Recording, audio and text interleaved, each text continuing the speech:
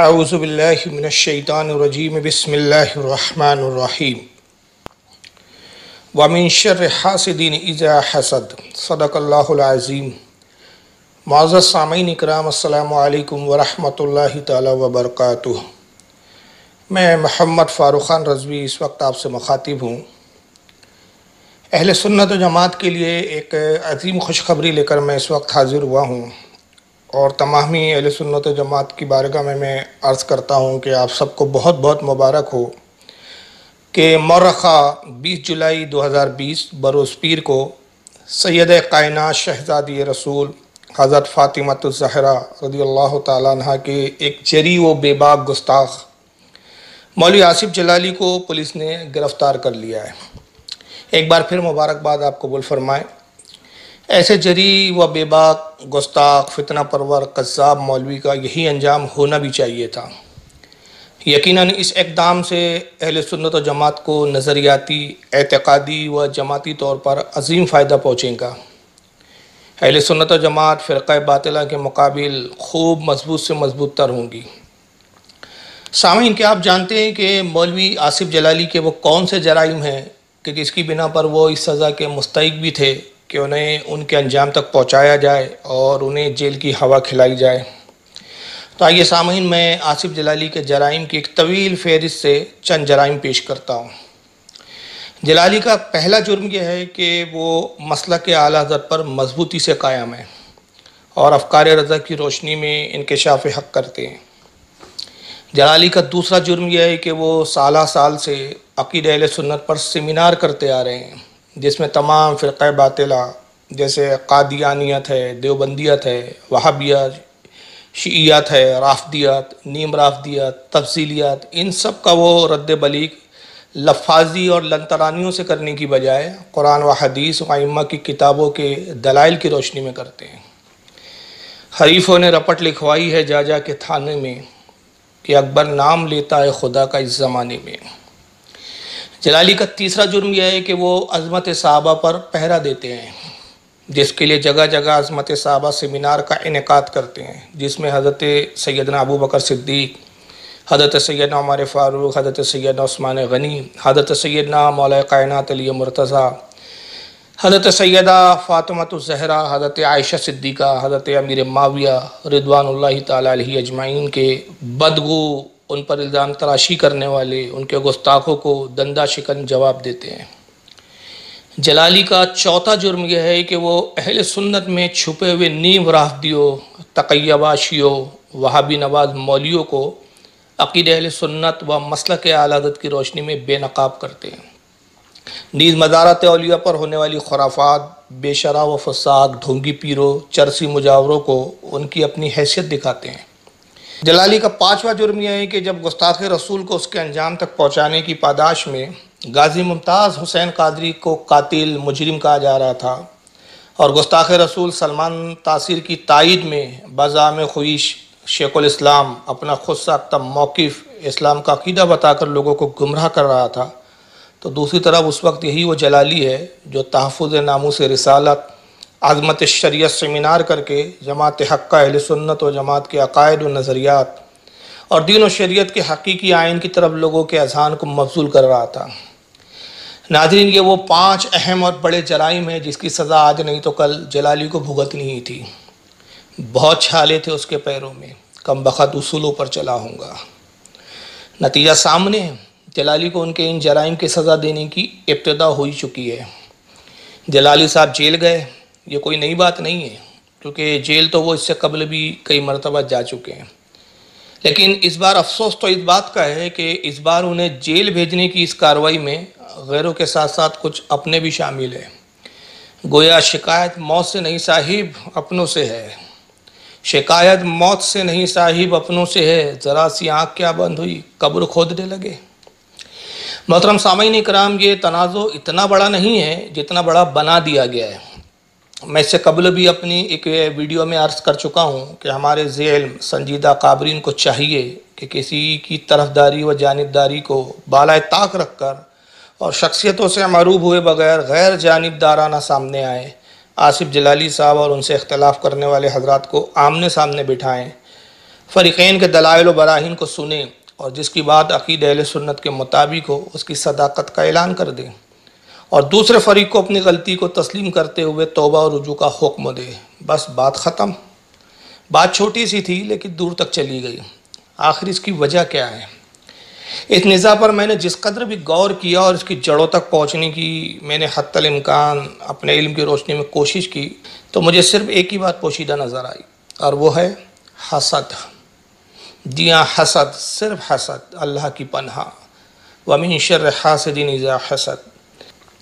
یاد رکھیے، جس نزاع میں حسد کی آمیزش ہو وہ نزاع کبھی ختم نہیں ہو سکتا، ورنہ اگر خلوص، للہیت، جماعت کا اتحاد، اہل سنت کا درد پیش نظر ہو تو بڑے بڑے اختلافات، بڑے سے بڑے مسائل آپسی گفتگو سے حل ہو جاتے ہیں۔ لیکن برا ہو ابلیس لعین کا کہ اس نے علماء کے خلاف حسد نامی ایک ایسا ہتھیار تیار کر رکھا ہے کہ اس ہتھیار کی ضرب سے بچ پانا ناممکن سا ہے، الا یہ کہ جس پر اللہ کا کرم اور رسول کا فضل ہو جائے۔ چنانچہ امام فخر الدین رازی رحمۃ اللہ تعالیٰ علیہ تفسیر کبیر جلد اول صفحہ نمبر 276 پر نقل فرماتے کہ دنیا ایک باغ ہے جسے اللہ تعالیٰ نے 5 چیزوں سے زینت بخشی ہے: حاکموں کے انصاف سے، تاجروں کی امانت سے، عورت کے حسن سے، زاہدوں کی عبادت سے، اور علماء کے علم سے۔ تو ابلیس نے 5 مختلف قسم کے جھنڈے تیار کیے اور انہیں ان لوگوں کے سامنے گاڑ دیا۔ حاکموں کے انصاف کے سامنے ظلم کا جھنڈا گاڑا، تاجروں کی امانت کے سامنے خیانت کا جھنڈا گاڑ دیا، عورت کے حسن کے سامنے بدکاری کا جھنڈا گاڑا، زاہدوں کے سامنے ریاکاری کا جھنڈا گاڑا، اور علماء کے سامنے حسد کا جھنڈا۔ اللہ اکبر۔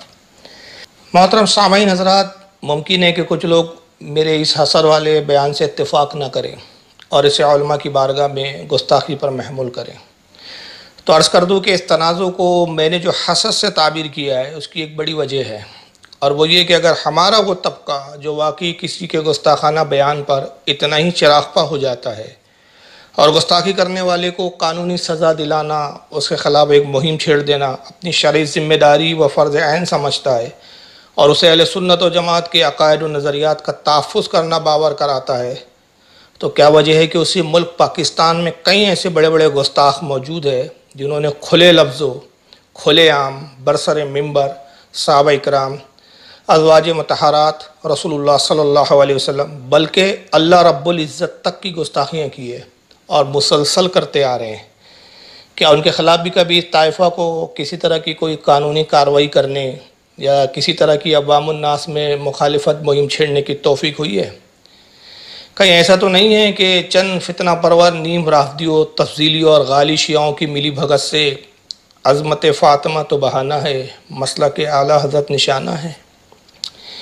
یہ گستاخیوں پر چراغپا ہونے والے، گستاخوں کو ایک لمحہ برداشت نہ کرنے والے، گستاخوں کو ان کے انجام تک پہنچانے کے لیے کوشاں رہنے والے اگر واقعی اپنے مقصد اور اپنی نیت میں اتنے ہی مخلص ہے تو میری ان حضرات سے گزارش ہے کہ برائے کرم ان گستاخوں پر بھی ذرا نظر غضب فرمائیں اور ان کے خلاف بھی FIR مقدمات قائم کریں تاکہ آپ کا دین و سنیت کے حوالے سے مخلص و منصف ہونا ساری عوام پر ظاہر ہو جائے۔ آئیے ذرا ان گستاخوں کا بھی تھوڑا سا جائزہ لے لیں۔ جو زبان پہ آ گئی ہے وہ ٹل سکتی نہیں ہے، نمک علی کا کھاتا ہوں، ذرا مولوی سے کیسے؟ اور اتنے درجے ایمان کے میں نے کسی نبی کے پاس نہیں دیکھے جتنے علی کے نوکر کے پاس دیکھے۔ یہی وجہ ہے میں اللہ کو علی کہوں وہ خوش ہوتا ہے، علی کو اللہ کہوں جب تاوار سے تقسیم کرتا ہے، اور مولا اسے تیرے نام سے پکاروں وہ راضی ہوتا ہے۔ تجھے اللہ کہوں تو جلال میں کیوں آتا ہے؟ علی کہتا ہے چل کم کر، تجھے اپنے مرشد کی کریمی کا پتہ ہی نہیں ہے۔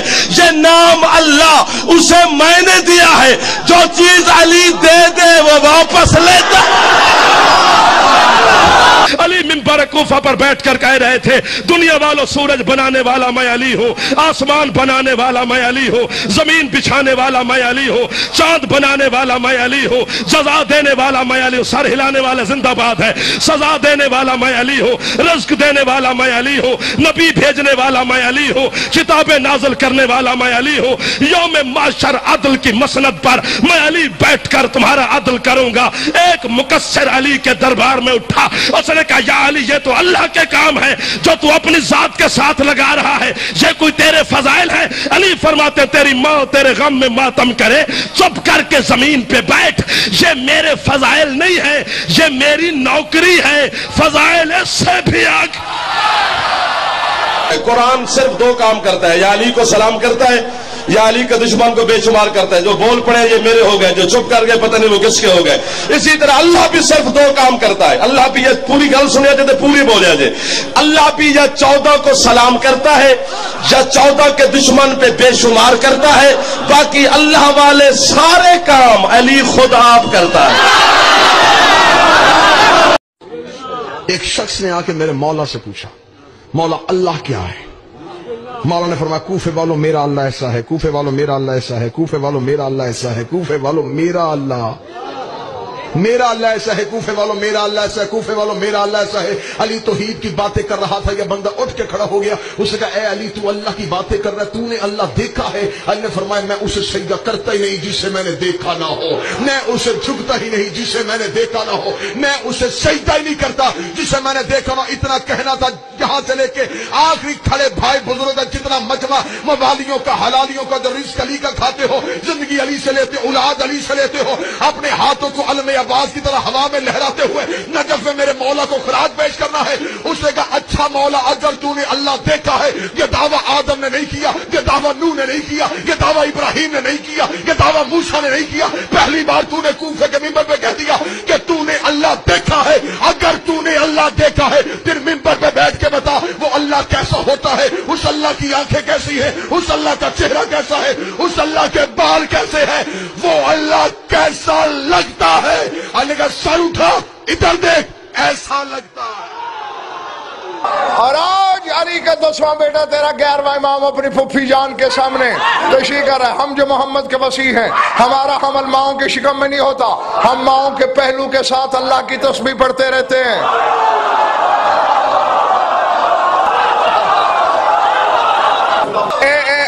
ملک اور کچھ چہروں پہ پریشانی ہے، علم غیب میں نہیں رکھتا، اللہ جانے کیا ہے، تو پھر میں ایک فکرہ اور کہتا ہوں۔ منبر کوفہ ہے، مسجد اعظم ہے، منبر ابیض پر خطیب ازل ہے، مشیت کی آنکھوں میں آنکھیں ڈال کے ذہن میں رہے۔ سورہ توحید پڑھتے ہو نا، لم یلد ولم یولد، نہ کسی کو جنا نہ کسی سے جنا گیا۔ علی منبر سے کہہ رہا ہے لا نلدو ولا نولد فی البطون، نہ ہم کسی سے جنیں گے۔ کہتے میرے دل میں خیال آیا، پہلی بار یہ بات کہہ رہا ہوں، ابو طالب کہتے میرے دل میں خیال آیا کہ میں جاؤں اور اسے جا کر پوچھوں کہ بتا 13 رجب کو فجر کے وقت اس وقت میں آنے والا بچہ کن صفات کا مالک ہوگا۔ یہ سوچ کر ڈی جی خان والوں سوچ میں نہ پڑنا، چلو نجف اور مکہ چلتے ہیں۔ ابو طالب پادری کے پاس آئے، احترام ابو طالب میں پادری کھڑا ہوا، کیوں آئے؟ ابو طالب کہتے ذرا ایک ذائچہ بنا، کیا؟ ذرا دیکھ تو صحیح، 13 رجب فجر کے وقت اتنے بج کر اتنے منٹ پر ایک بچہ پیدا ہوا ہے، بتا وہ کن صفات کا مالک ہوگا۔ ایک بچہ آیا ہے، بتا وہ کن صفات کا مالک ہوگا۔ سفتین کوسا مجھے حیدریہ مسجد کے اس منبر کی عظمت کی قسم، پادری نے پرچہ اٹھایا، کاغذ قلم لیا، ایک ذائچہ بنایا، دیکھا، پھاڑ دیا، دوسرا لیا، بنایا، پھاڑ دیا، تیسرا لیا، بنایا، پھاڑ دیا، چوتھا لیا، بنایا، پھاڑ دیا۔ جب لا تعداد ذائچے بناتا رہا، پھاڑتا رہا، ابو طالب نے کہا بتاتا کیوں نہیں کہ 13 رجب کو اتنے بجے جو بچہ آیا وہ کیا ہوگا؟ پادری کھڑا ہو کر کہنے لگا ابو طالب جو وقت تو بتا رہا ہے اس میں اللہ تو پیدا ہو سکتا ہے، بچہ پیدا ہے۔ علی اللہ نہیں ہے، علی اللہ کا خالق ہے، علی اللہ کا رب ہے، علی اللہ کا رازق ہے، علی اللہ سے بہت اوپر ہے۔ اللہ کی معراج کیا ہے؟ اللہ کی معراج یہ ہے کہ وہ در سیدہ جل شانہ پر اپنی داڑھی سے جھاڑو لگاتا ہے۔ اللہ کی معراج یہ ہے کہ وہ در سیدہ جل شانہ پر سجدہ کرے۔ اللہ کے سر کا تاج جناب سیدہ کی نالین کی مٹی ہے، جناب سیدہ جل شانہ کی نالین کی خاک میں اللہ پوشیدہ رہتا ہے۔ یہ ہے توحید. ہم کوئی توحید کے منکر نہیں ہیں, ہم کوئی مسیحی نہیں ہیں. مسیحی تو صرف کہتے ہیں علی اللہ, ہم کہتے ہیں علی خالق اللہ, علی رازق اللہ, علی رب الارباب, علی پروردگار اعظم, علی مولائے کل, علی امام حق. کیا اس طائفہ کے نزدیک آصف جلالی کی گستاخی ان گستاخوں سے بڑی ہے؟ کیا ان پر کارروائی نہ کرنے میں کوئی دنیاوی منافعت یا کوئی مجبوری پیش نظر ہے؟ یا اب ہمارا یہ طائفہ نعوذ باللہ اللہ کی عظمت, تعظیم و توقیر سے بڑا اہل بیت کو سمجھنے لگا ہے کہ اللہ کی گستاخی تو منظور ہے, لیکن اپنے ذام میں اہل بیت کا جسے یہ گستاخ سمجھ لے اس کی جان کے پیچھے پڑ جائیں. سامعین, میں آپ کو آگاہ کر دوں کہ میں آصف جلالی کی طرفداری نہیں کر رہا ہوں, بلکہ میں سچی, حق اور غیر جانبدارانہ بات کہہ رہا ہوں. البتہ یہ ضرور ہے کہ میری گفتگو کا انداز یہ ظاہر کر رہا ہے کہ گویا میں آصف جلالی صاحب کی تائید کر رہا ہوں. اگر کوئی میری گفتگو سے ایسا سمجھ رہا ہے تو میں اسے انتہائی مؤدبانہ عرض کر دوں کہ جناب, نہ میں آصف جلالی کی تائید کر رہا ہوں, نہ میں ان کا کوئی وکیل ہوں, اور نہ ہی ان کے مخالفین کی مخالفت کرنا میرا کوئی مقصد ہے. میں اپنی اس آڈیو کے ذریعے نہ کسی کی طرفداری کر رہا ہوں نہ کسی کی وکالت. میں اگر طرفدار ہوں تو مسلک اعلیٰ حضرت کا, میں طرفدار ہوں تو جماعت اہل سنت کا, میں طرفدار ہوں اپنے بزرگوں کے طریقے کا, میں طرفدار ہوں اپنی عوام اہل سنت کا. یہی وجہ ہے کہ اس اختلاف سے جو کچھ اہل سنت کا نقصان ہو رہا ہے اور مستقبل میں جو مزید ہوگا وہ مجھے یہ سب کہنے پر مجبور کر رہا ہے. اس تنازع میں مجھے جو بات سب سے عجیب اور افسوسناک دکھ رہی ہے وہ یہ ہے کہ کیا واقعی آصف جلالی اتنا ہی بڑا مجرم ہے کہ نہ ان سے حجت تمام کی گئی, نہ ان کی صفائی کو باضابطہ سنا گیا, نہ ان کے دلائل پر غور و فکر کیا گیا, نہ ان کے دلائل کا کوئی مدلل جواب دیا گیا. ان سے مناظرہ تو دور, ان کے روبرو بیٹھ کر بحث و مباحثہ و گفتگو کرنا تک گوارا نہیں کیا گیا. اس کا آخر کیا مطلب ہے؟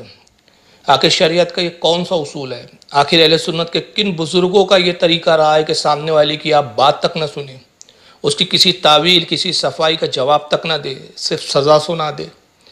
جب آپ جلالی صاحب کو گستاخ بتا رہے ہیں تو گستاخ ہونے کے نقلی و عقلی دلائل بھی تو دیجئے. محض جذباتی بیانات, جذباتی تحریریں جن کا اصل مسئلے سے کوئی تعلق نہیں, اور جب اس سے بھی کام بنتا دکھائی نہیں دیا تو گالیوں کی نوازشات, اور گالیوں سے بھی کام نہ بنا تو اب جیل کی سزا. استغفر اللہ ربی من کل ذنب واتوب الیہ. آخر اسے حسد نہ سمجھا جائے تو کیا سمجھا جائے؟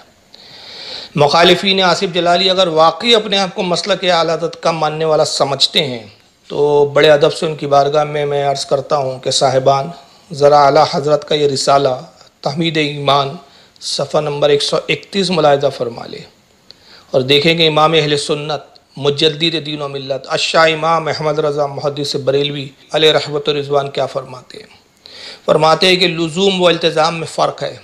اقوال کا کلمہ کفر ہونا اور بات ہے اور قائل کا کافر مان لینا اور بات. ہم احتیاط برتیں گے, سکوت کریں گے جب تک ضعیف سے ضعیف احتمال ملے گا, حکم کفر جاری کرتے ڈریں گے. نیز اسی رسالہ تحمید ایمان صفحہ 133 پر فرماتے ہیں, مسلمانوں یہ روشن, ظاہر, واضح, قاہر عبارات تمہارے پیش نظر ہے جنہیں چھپے ہوئے 10 اور بعض کو 17 اور تصنیف کو 19 سال ہوئے, اور ان دشنامیوں کی تکفیر تو اب 6 سال یعنی 1320 سے ہوئی ہے. ان عبارات کو بغور نظر فرماؤ اور اللہ و رسول کے خوف کو سامنے رکھ کر انصاف کرو. یہ عبارتیں فقط ان مفتریوں کا افتراء ہی رد نہیں کرتی بلکہ صراحتاً صاف شہادت دے رہی ہیں کہ ایسی عظیم احتیاط والے نے ہرگز ان دشنامیوں کو کافر نہ کہا جب تک یقینی, قطعی, واضح, روشن, جلی طور پر ان کا سری کفر آفتاب سے زیادہ ظاہر نہ ہو لیا, جس میں اصلاً ہرگز گنجائش کوئی تعویل نہ نکل سکی. آخر یہ بندے خدا وہی تو ہے جو ان کے اکابر پر 70 وجہ سے لزوم کفر کا ثبوت دے کر یہی کہتا ہے کہ ہمیں ہمارے نبی صلی اللہ علیہ وسلم نے اہل لا الہ الا اللہ کی تکفیر سے منع فرمایا ہے جب تک کہ وجہ کفر آفتاب سے زیادہ روشن نہ ہو جائے, اور حکم اسلام کے لیے اصلاً کوئی ضعیف سا ضعیف محمل باقی نہ رہے. سبحان اللہ, حکم تکفیر و حکم گستاخی عائد کرنے میں کیا احتیاط ہے میرے امام کی. میں حقیر سگے کوچے رسول پاک و خاک پائے اہل بیت اطہار یہ جاننا چاہتا ہوں کہ آصف جلالی کی گستاخی کیا ان خفصائے دیابنہ سے زیادہ ہے کہ جنہیں امام اہل سنت نے ان کی گستاخانہ عبارتوں کی ہر ممکن صفائی، تعویل و توجیہ کا 13 سال تک موقع دیا، اور فتوی تکفیر لگانے میں ہر ممکن احتیاط اور شریعت کے قواعد کا اس قدر لحاظ رکھا؟ کیا واقعی آصف جلالی اتنا بڑا گستاخ ہے کہ جسے اتنا بھی موقع دینا ضروری نہ سمجھا گیا کہ ان کے مطالبے کے مطابق ان کے روبرو بیٹھ کر ان کی صفائی، تعویل و توجیہ کو سن لیا جائے اور انہیں لعن طعن و گالیوں سے نوازنے کی بجائے دلائل سے غلط ثابت کیا جائے؟ چونکہ اب یہ مسئلہ کتابوں سے جلسہ گاہوں تک، جلسہ گاہوں سے سڑکوں تک اور سڑکوں سے کچہری تک آ چکا ہے، اور اس وقت بعض علماء و خواص اور خصوصاً عوام اہل سنت اس مسئلے میں نہایت تشویش، کشمکش و بے چینی میں مبتلا ہے کہ آیا اہل بیت اطہار کو معصوم مانا جائے یا محفوظ؟ اہل بیت اطہار سے خطا ممکن ہے یا ناممکن؟ نیز اگر خطا ممکن ہے تو خطا سے مراد خطا مطلق ہے یا خطا اجتہادی؟ یہ وہ باتیں ہیں جس میں عوام آپسی انتشار کا شکار ہو چکی ہے۔ اس لیے یہ حقیر خود عوام اہل سنت میں سے ایک فرد ہونے کی حیثیت سے عوام اہل سنت کی طرف سے غیر جانبدارانہ طور پر اکابرین علماء اہل سنت اور خصوصاً ہمارے وہ علماء حضرات جنہیں مولانا آصف جلالی صاحب کے موقف سے سخت اختلاف ہے، مثلاً حضرت علامہ سید عرفان شاہ مشہدی صاحب، حضرت علامہ سعید اسد صاحب، حضرت علامہ حنیف قریشی صاحب، حضرت علامہ سید شاہ مظفر حسین صاحب وغیرہ، ان علماء اکرام سے چند معروضات بشکل سوالات عرض کر رہا ہوں۔ گزارش ہے کہ ان صاحبان میں سے کوئی بھی ایک ہماری ان معروضات کا جواب دے کر ہم عوام اہل سنت کی بے چینی کا ازالہ فرمائیں اور عقیدہ اہل سنت کی روشنی میں مسئلے کی وضاحت فرمائیں۔ سوال نمبر 1 یہ ہے کہ عقیدہ اہل سنت کے مطابق معصوم عن الخطا کون کون ہے اور محفوظ عن الخطا کون کون ہے؟ سوال نمبر 2، عقیدہ اہل سنت کے مطابق اہل بیت اطہار معصوم عن الخطا ہے یا محفوظ عن الخطا؟ سوال نمبر 3، اگر کوئی شخص اہل بیت اطہار کو معصوم عن الخطا سمجھتا ہے تو اس پر عقیدہ اہل سنت کے مطابق کیا حکم ہے؟ سوال نمبر 4، اہل بیت اطہار اگر معصوم عن الخطا ہے تو قرآن و حدیث و کتب عقائد اہل سنت سے واضح فرمائیں۔ سوال نمبر 5، اہل تشیع جس معنی و مفہوم میں اہل بیت اطہار کو معصوم مانتے ہیں اور ہم اہل سنت و جماعت جس معنی و مفہوم میں انبیاء اکرام کو معصوم مانتے ہیں ان میں کیا فرق ہے؟ سوال نمبر 6، خطائے اجتہادی کیا اہل بیت سے ممکن ہے یا نہیں؟ عدم امکان پر عقیدہ اہل سنت و کتب ائمہ کے دلائل پیش فرمائیں۔ سوال نمبر 7، اگر کوئی شخص جو اہل سنت ہونے کا دعوے دار ہے اور اہل بیت اکرام کی طرف خطا اجتہادی کی نسبت کرتا ہے تو اس پر عند الشرع کیا حکم ہوگا؟ آیا کہ وہ کافر ہے، بد مذہب ہے، گمراہ ہے یا فاسق معلن؟ قرآن و حدیث نیز عقیدہ اہل سنت و کتب ائمہ اہل سنت کے دلائل سے حکم و بیان فرمائے۔ سوال نمبر 8، آیت تطہیر سے عصمت ثابت ہے تو خطا اجتہادی عصمت کے متضاد ہے یا نہیں؟ اگر ہے تو جن محدثین و مفسرین نے انبیاء کرام کی طرف باوجود عصمت کے خطا اجتہادی کی نسبت کی ہے ان پر کیا حکم شرع ہوگا جبکہ بالاتفاق انبیاء کرام معصوم ہیں؟ اہم گزارش یہ ہے کہ برائے کرم ان سوالات کے جوابات حکایات، ضعیف روایات و حدیث فضائل و مناقب سے منطقی طور پر نہ دیں، بلکہ قرآن و حدیث و کتب ائمہ اہل سنت سے صریح قطعی الدلالت دلائل سے دینے کی زحمت فرمائیں اور عوام اہل سنت کی تشویش و بے چینی کو رفع فرمائیں۔ والسلام علیکم ورحمۃ اللہ تعالی وبرکاتہ۔